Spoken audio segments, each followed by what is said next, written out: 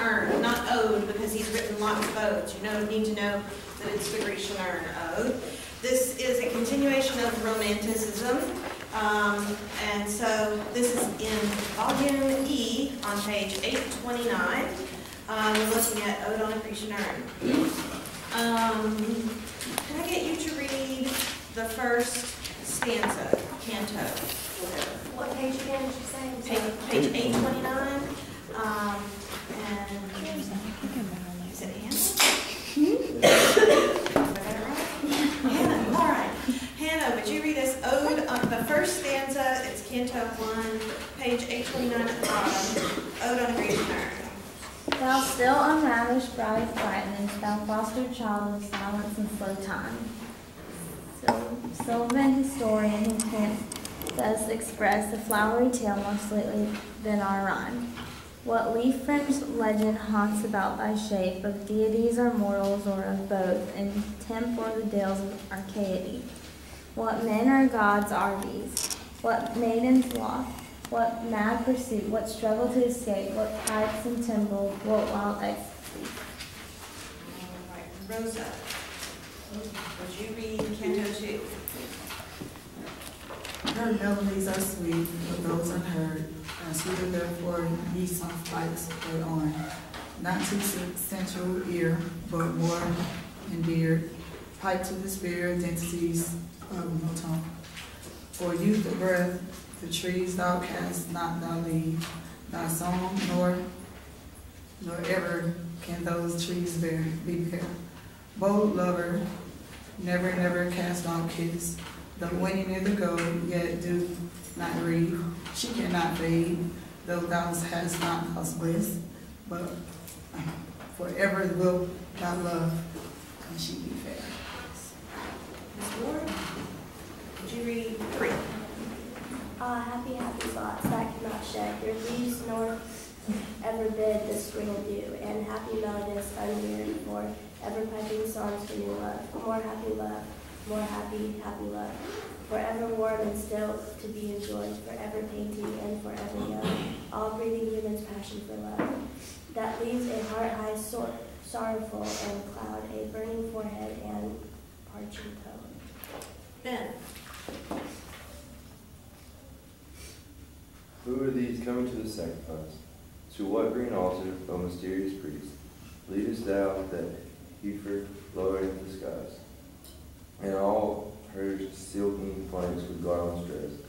What little town by river or sea shore, or mountain built with peaceful citadel, is emptied of this folk, this pious morn in this little town, thy streets forevermore will silent be, and not a soul to tell, while thou art desolate, can hear Megan. O Attic shape, fair attitude, with red of marble men and maidens overwrought, with forest branches in the trodden weed, thou silent form dost tease us out of thought, as doth eternity.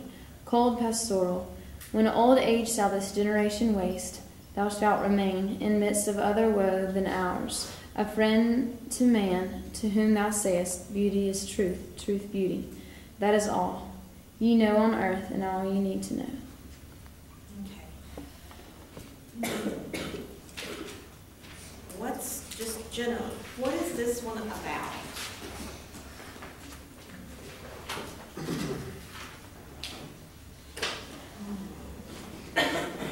Staying young in love.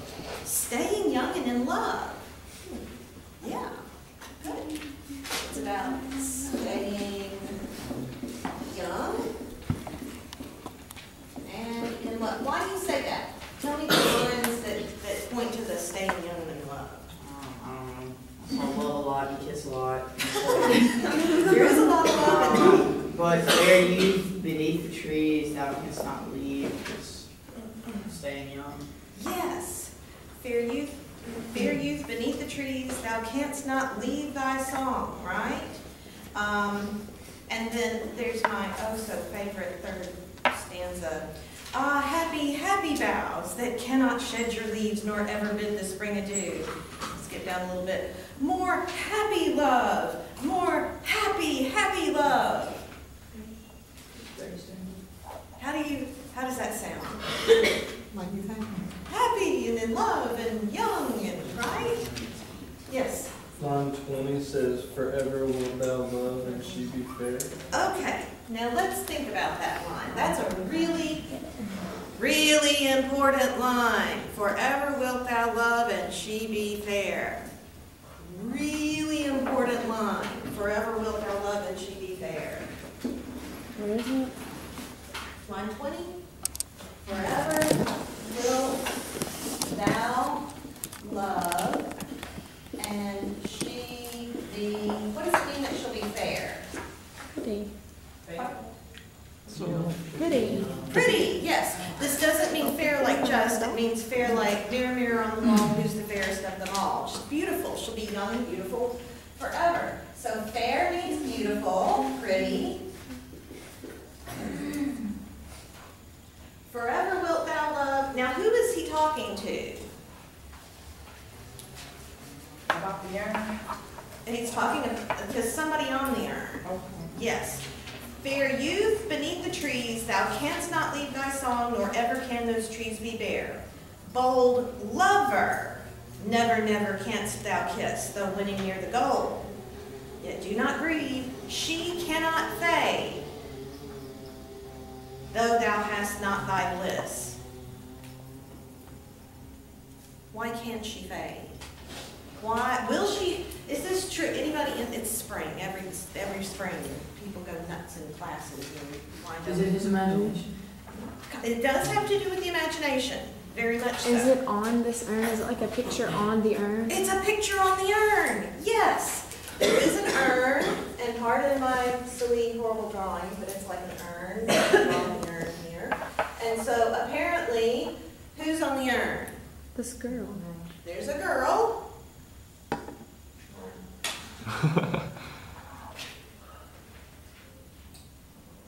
There's the girl. Okay. Wait. Oh, I've got color ones. Okay. There's the girl in her dress. Now we call it girl. There. Okay. Girl in the dress. Okay. Girl on the urn. Okay. Nope. She's a cyclops. She's she's headed this way. Okay. She has no hair. Yes, I'm here. She doesn't have any fingers either, or shoes. We're just gonna. It's ancient time. We're just gonna judge her. She really doesn't have shoes. She's just a happy, carefree hippie girl. In ancient times? Yeah. She's a Hippies? hippie. Sure, why not?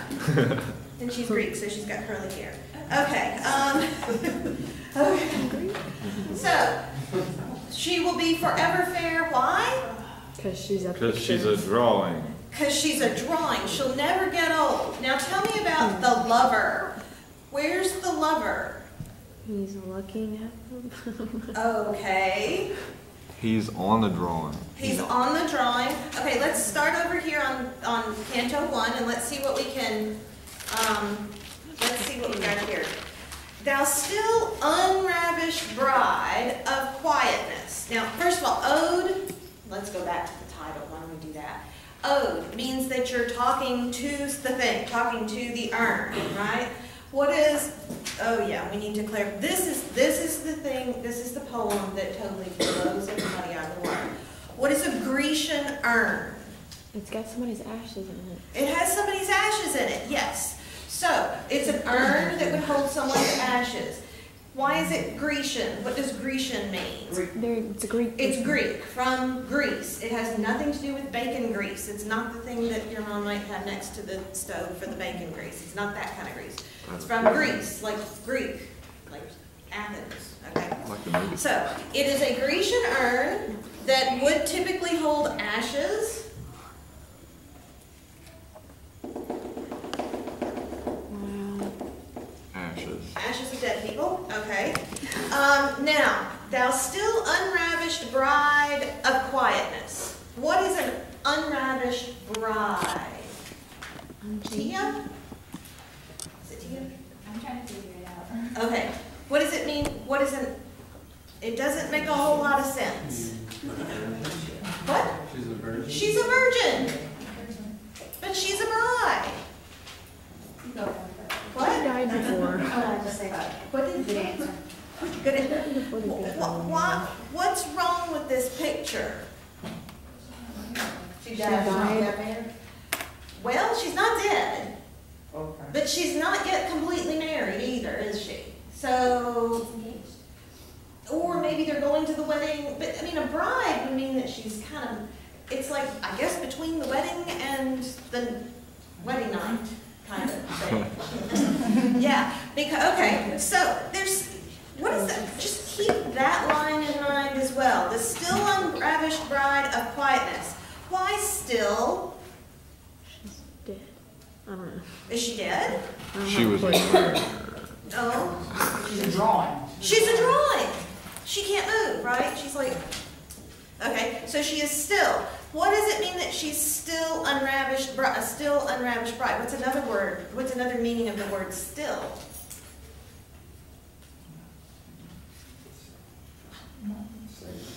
The same? The same? Virgin? And still, like, she's still unravished, right? Because even now, how long has she been a bride? If it's an attic shape, she's been an unravished bride for a couple thousand years.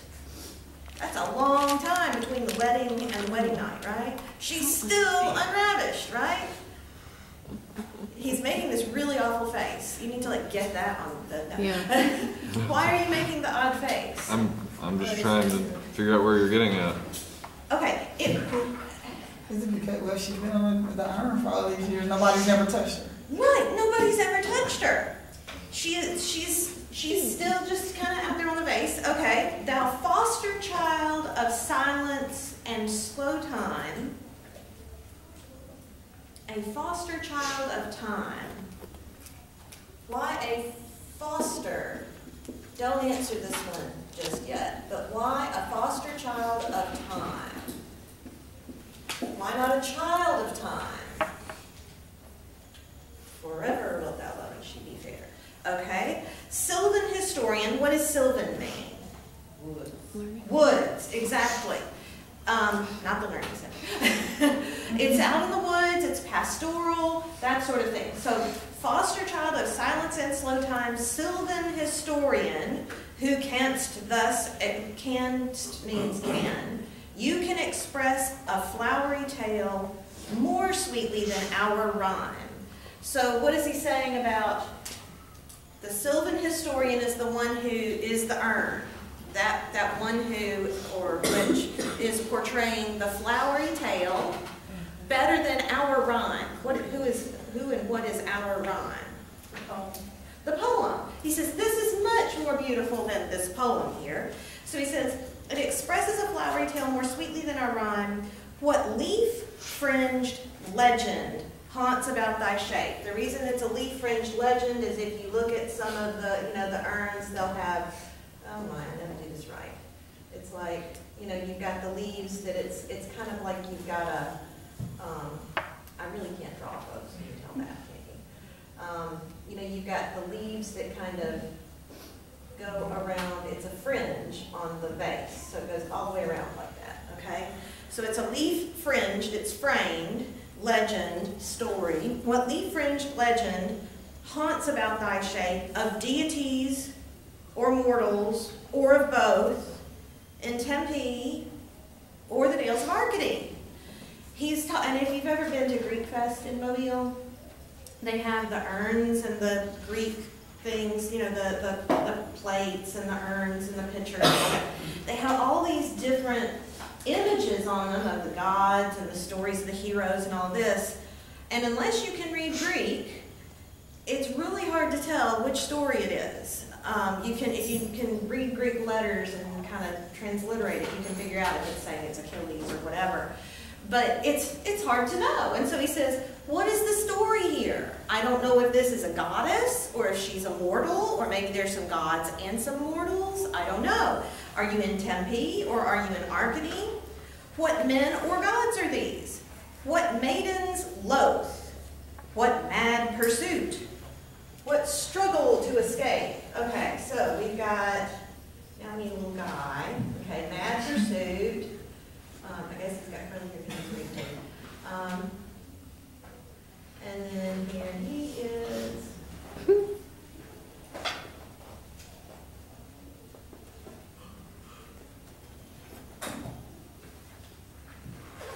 Okay, there you go. Here, let me a Greek guy in a turtleneck like that. Have you seen my big fat Greek wedding? Yes. Okay, there we go. There goes the little guy. Okay. Sorry for the really lousy artwork. But what mad pursuit? What struggle to escape? What pipes and timbrels? Okay, so you've got people chasing people on the urn, right? You've also got, what are pipes and timbrels about? It's musical instruments. Musical instruments, yes. It's not about a plumber. Pipes that you play, like a flute. Timbrels, like I guess tambourines. What wild ecstasy. And then he says, heard melodies are sweet, but those unheard are sweeter. What does that mean? Somebody read me stanza, Megan, would you read me 2 while I draw stupid pictures? The whole thing? The whole thing? Yes, just 2. Heard melodies are sweet, but those unheard are sweeter. Therefore ye soft pipes play on, not to the sensual ear, but more endeared. Pipe to the spirit, ditties of no tone. Fair youth beneath the trees, thou canst not leave thy song, nor ever can those trees be bare.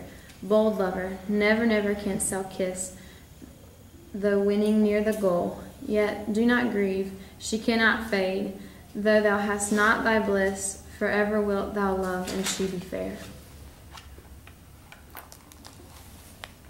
Okay, so. It's award-winning. Pardon? It's award-winning. Award-winning, yes. This will like go, and I can't believe I'm putting this on YouTube for the whole world to see. Anyhow, oh yeah, can they see the, can they see this? He's zooming in. Okay, good. So we've got heard melodies are sweet, but those unheard. What is an unheard melody? Your imagination. Where is there an unheard melody? Like the drawing. Yes, the drawing, because he says there's a guy sitting on under a tree, fair youth beneath the trees, thou canst not leave thy song, nor ever can those trees be bare. Oh yeah, so he's got lots of leaves up here. They'll never fall. Isn't this great? She'll be beautiful forever if she looks better than what I drew. He's going to always be in love with her, right? And the song. I mean, think about this. Who's in like CPA? Is anybody in the? Okay. Oh, a middle row person. Okay, good. I've got a middle row person. Okay, Heidi. Okay, Heidi. So, what do you play or sing or Play piano. play piano? Oh, I was just listening to Rachmaninoff, a little piece as I was driving up here. Do you like Rachmaninoff? Mm-hmm. Okay. Can you play Rachmaninoff? If I practice. If you practice? Okay. So your piano teacher comes in and gives you, I mean, of course, it's like the piano concerto theme from Paganini, whatever. So it's like this, you know, everybody knows it thing. So, but it's like, or what is the best piano piece that you can think of? Oh, I don't know. Do you like Bach? Mm. Okay, how about Bach then? Sure. Okay. Okay. So we've got a piece from Bach. Okay. And you look at the music. How does it sound when you're looking at it and you're thinking about playing it? Well, you can imagine you can think that what the notes are going to sound like, but you don't really hear anything. But Okay. you can see it and think it. Okay. And you're thinking what it should sound like, right? Which is, yes. Maybe from what you remember from hearing it before.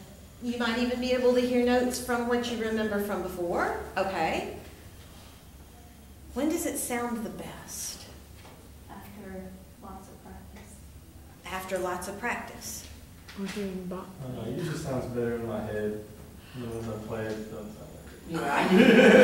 Jacked up. Yeah. Yeah. Oh, Exactly. exactly. Yeah. Why? Why? Because you've got, do you imagine yourself in in the trailer building over there playing the piano with terrible acoustics? No. You imagine the way it's going to sound if it's in a beautiful hall that's perfect, has perfect acoustics, and the piano is tuned perfectly and all that, right?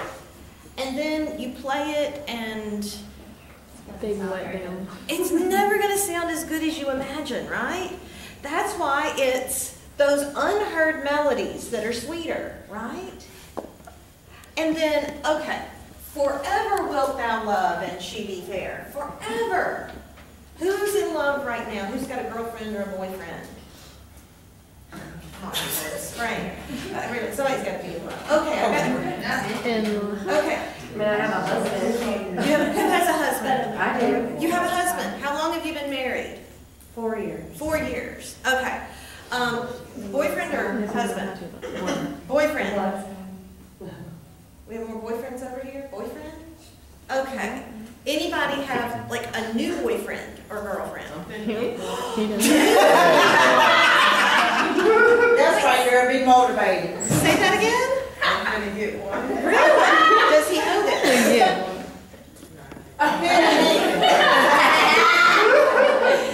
He will know now. No.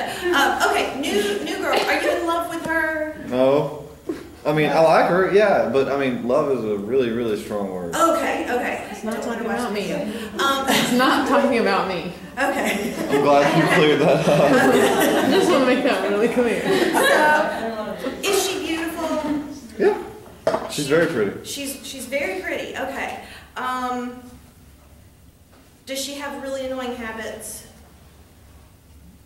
If she does, I haven't found them yet. He's read it for you. Ah, has it made it that far yet? Your husband, how long have you been married? 4 years? Yes, he has lots of annoying habits. She's made it that far. Yeah, she doesn't seem really excited about being married for 4 years. I mean, I love him. He's fantastic and my best friend, but he annoys me. Forever wilt thou love and she be fair. Okay, we don't have anybody in here old enough to be retired, I don't think, unless you're like super rich or something and you retired at 20. But forever wilt thou love and she be fair. Think about the retired couple, you know, that old retired couple. Is she still fair? No, beauty's gonna fade. Or maybe she'll be beautiful and older, but it's a different kind of beauty than when you're 20, right? And so it's this forever wilt thou love and she be fair. Why is he gonna love her forever and why is she forever fair? They have no choice. They're stuck on her. Okay, so they can't change, right? Now, that's kind of weird though, isn't it? I mean, what if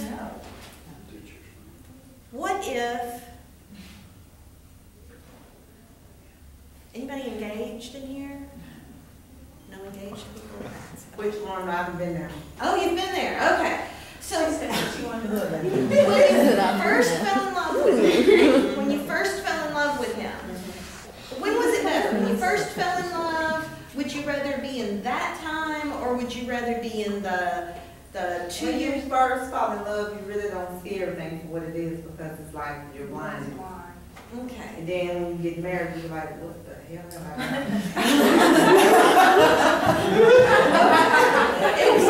The reality sets in because you got to say, well, that love was when you first, you know how your hormones are right themselves. Yeah, apparently. Be away from them. Exactly, you want to be with them all the Then you time. can't stand to be with them. And then you can't sit, but okay, but he's going to be with her forever. Okay, now, but what if you got stuck at this stage that you're at right now?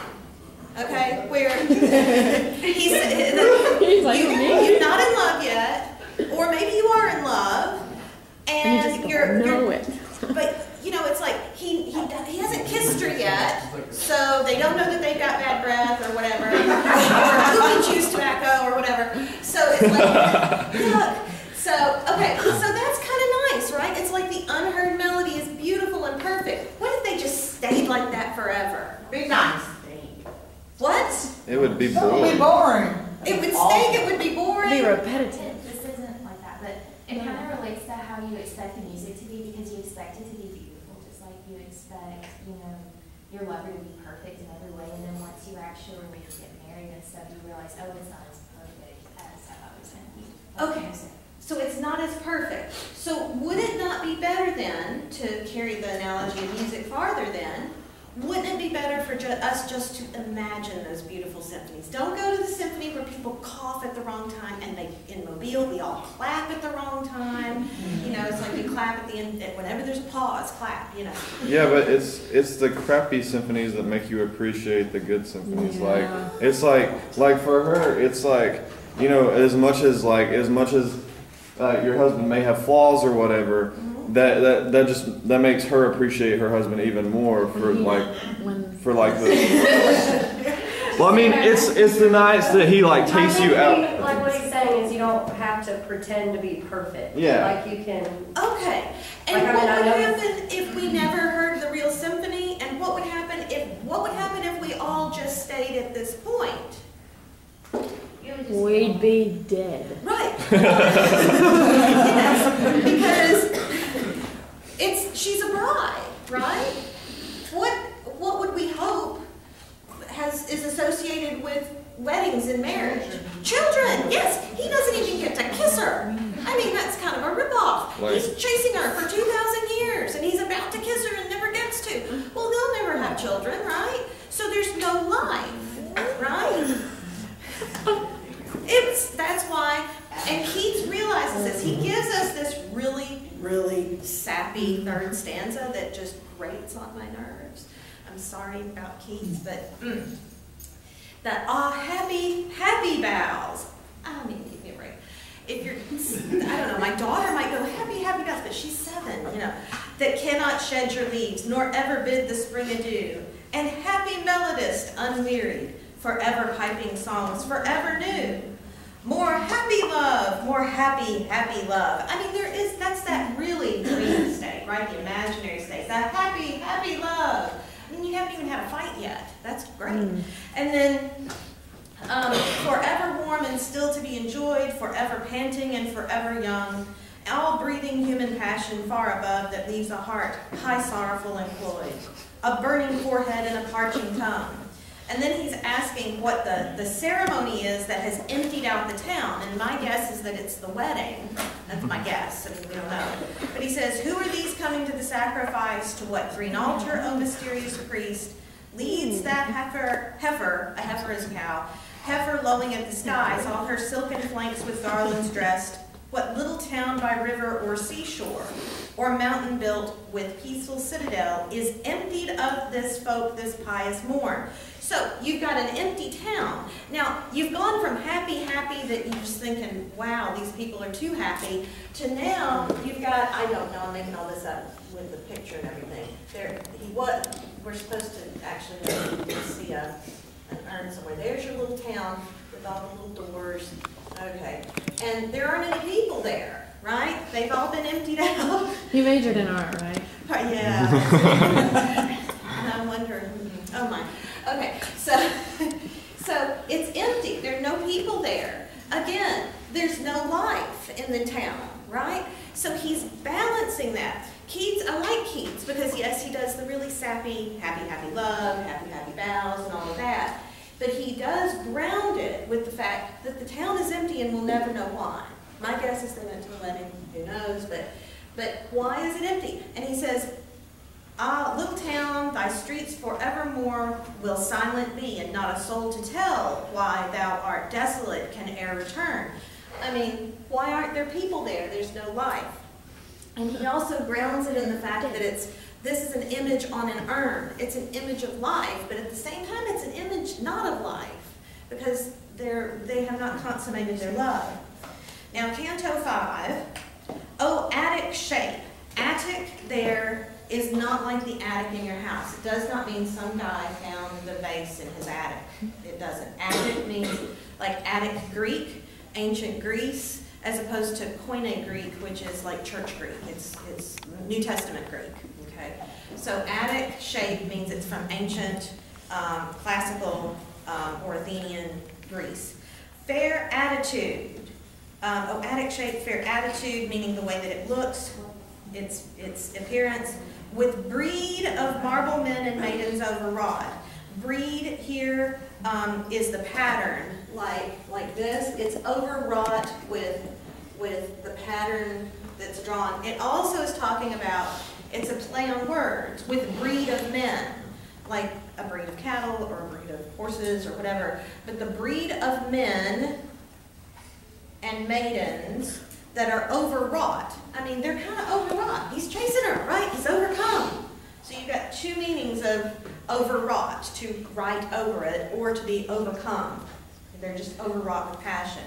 But it's interesting because they are marble men and maidens. They're made out of marble, which is cold and stone, and you don't move. But they're overwrought, right? So it's like, it's this contrast here. With forest branches and the trodden weed. Thou, silent form, thou, when he says thou, he's talking to the urn. So he says, hey urn, you silent form, it doesn't make noise, dost tease us out of thought as doth eternity. It makes us think, right? It's going to make us think about these things, like which is better, the early stages of love, or is it better when it's a little bit seasoned and there's a depth to that love, right? That you can still love the person even though they don't put the cap on the toothpaste tube or whatever it is. And so he says cold pastoral. What does cold pastoral mean? Scenes of the mountains, yes. Scenes of the countryside. This has nothing to do, I actually got a description of this as being some guy found the vase in his attic and he must have had trouble with his preacher because he said he was cold. It has nothing to do with a preacher pastor. Pastor means it's pastoral in this case. It's a country scene, a sylvan scene, and it's cold because it's made out of marble, right? But yet he's talking about the heat of passion on this cold marble urn that holds ashes. So you've got this tension here between life and death. Cold pastoral, when old age shall this generation waste, when we're dead, thou, you, shall remain in midst of other woe than ours, a friend to man, to whom thou sayest, beauty is truth, truth, beauty. That is all you know on earth and all you need to know. And so there's this idea that beauty expresses some truth about life, and anytime you have truth, it's going to be beautiful, and beauty is going to contain truth, and how those two work together. It's a very romantic idea. He is romantic in this sense that there's a tension that cannot be explained. We love the sound of the music in our heads. We love, he hasn't kissed it yet, but oh, he's about to, that's great, it's all in his mind, and it's wonderful and perfect in his mind. But we don't want to stay there in that ideal. And so we've got that tension between you realize it and make it imperfect, or do you stay in that pristine ideal world? And so it's something, there's something in the poetry that can't be explained, and that's more of that romantic, what are we doing with this? Okay. I went through that really kind of quickly. Questions, comments? Yes? Basically all came from just like a space that you found? Supposedly there is a vase that he saw that inspired him. I don't know that it has this, it doesn't seem to have, the ones that I've looked at that they say this is what he saw, don't have that kind of picture on. And they certainly were not painted green and red and stuff like that. I think it was just a marble vase that he saw. I'm not sure if the museum is in England or in France.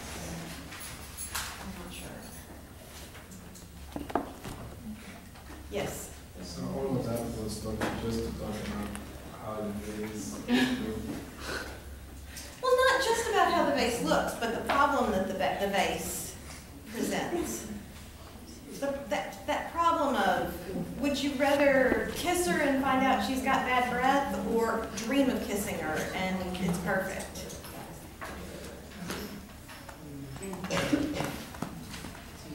So now that we've gone over this, yes. This is included in the separate annotated bibliography now, right? Oh yeah, anything that we are going to cover for the semester is in for the annotated bibliography. If it's on the syllabus, even if it's after spring break, you can do your annotated bibliography and your research paper. Please do, because the last couple of semesters I've gotten more stuff on Swift than I ever want to read again. So, you know, please go look at Emily Dickinson, look at Walt Whitman, some of that stuff. I think I put Ibsen's Hedda Gobbler on there as well. That would be an interesting one, yeah. Keats, the Grecian urn will be on the exam. Keats, Grecian urn will be on the exam. So for all of the stuff that you're going to ask, it's basically just lines from what we've read, and you have to know the author and the title. That's it. There might be something like, why was the, like I might ask you, why was the Bay of Lisbon was formed for what purpose? You know, like the Bay of Lisbon was formed for what purpose? We read the Bay of Lisbon? No. That Jacques the Anabaptist was going to drown in it. Whoa. Aha. Oh, God. Okay, let me come up with something with that. I had no clue what you were just talking about. Really? Yeah, I went. What? Don't do that. I think Do something obvious. Oh, something. Okay, I thought that was obvious. Okay.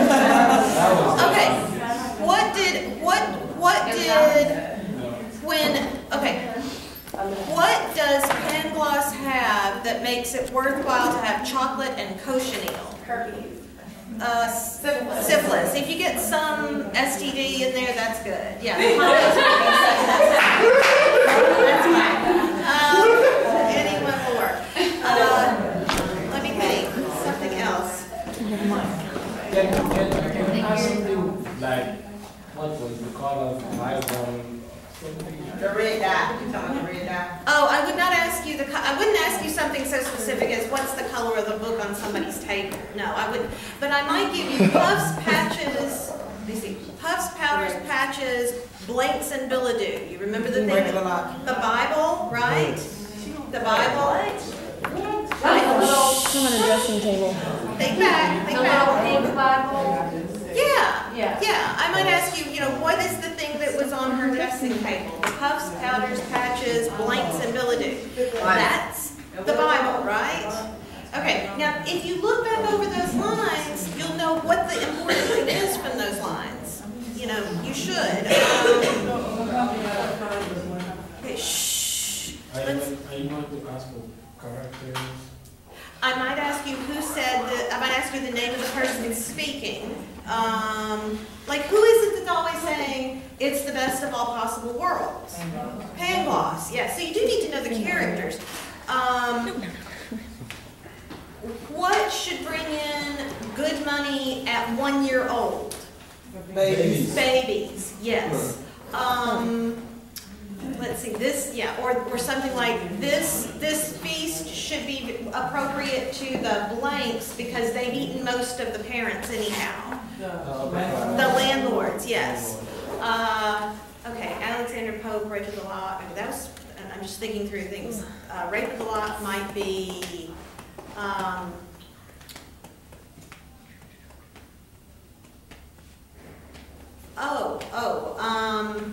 I even read it to you and said, like, this could be on the test, I think.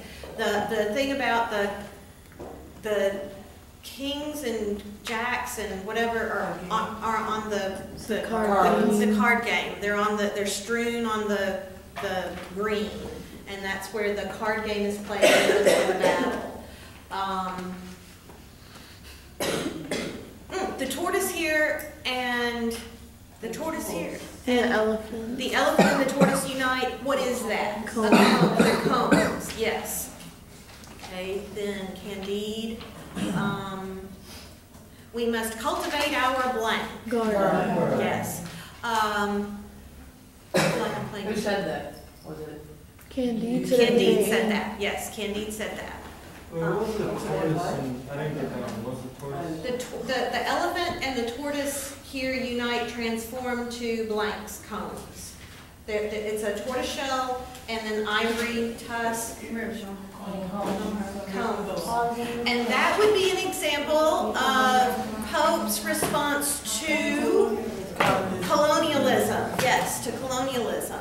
So I might ask you, from the quotes above, which ones revealed Pope's problems with colonialism or Voltaire's issues with colonialism? Who is it that has lost a hand or a finger and a leg. The slave, yes. In whose work? Voltaire's work, yes. And then that causes Candide to say that he has to give up Pangloss's what? Which is a mania for saying things are well when one is in hell. And I told you, no, it's optimism. Oh. Optimism is a mania for saying things are well when one is in hell. You should have that underlined in your books. It's on a left-hand page. Because I remember saying that. Oh, what's the woman missing? The old woman. Yes. Yes. Okay, then we move ahead to Blake. Which poem says, "Did he who made the lamb make thee?" The tiger. It is not the lamb, because he wouldn't say thee about it. Just think about that.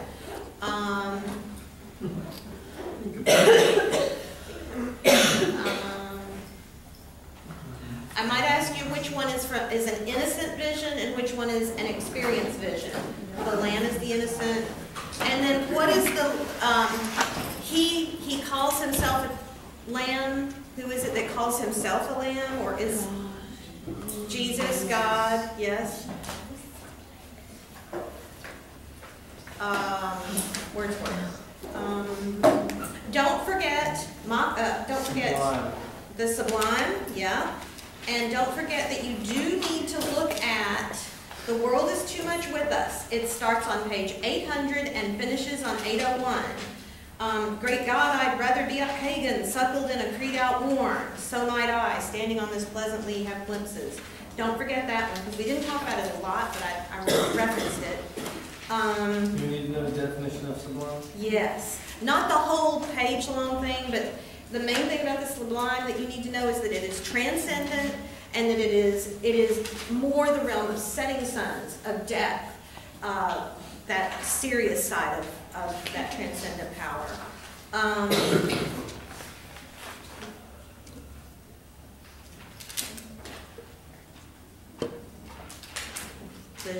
The three kinds of the lyric.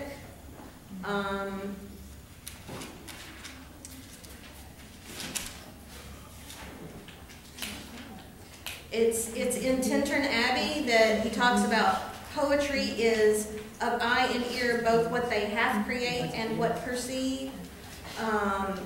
Elevated thoughts, a sense sublime of something far more deeply interfused, whose dwelling is the light of setting suns. Okay, and don't forget to just look at your notes as well for things like satire, the kinds of poetry, or the eras. Yes? What are you going to say about that line, "The world is too much with us"? The world is too much with us, late and soon. Yes, and know that that's a response to the age of reason, because it's like we're all concerned with making money and stuff like that, and we forget to see something spiritual in nature, transcendent in nature. What were the three kinds of lyric? The three kinds of lyric are anticipation, consummation,